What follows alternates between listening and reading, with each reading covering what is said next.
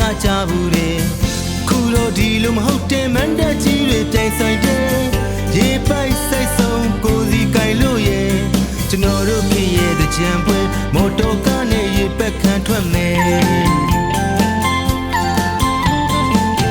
စာနောက်ကြည့်စေပြောကြတယ်တဲ့ကြံတွေမို့ခွင်လို့စေခြင်းနဲ့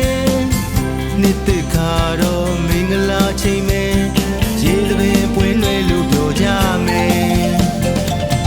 စိတ်လျှော့ပါကွယ်တဲ့ကြံမလေးရဲ့နှခမ်းလေးစုတော့အလားပြလိမ့်မယ်ကြံရည်ဆိုတာအန်ရဲ့ကင်းနဲ့မင်းတကူလုံးရွှဲသွားပါစေခွဲ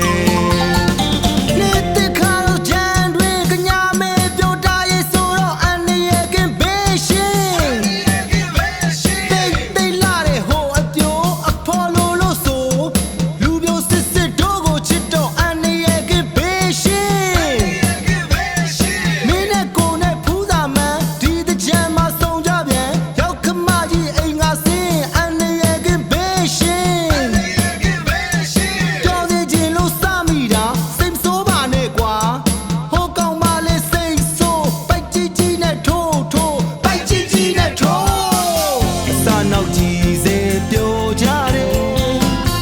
တကြံတွေမို့ခွင်လို့စေခြင်းတယ်နှစ်သက်ခါ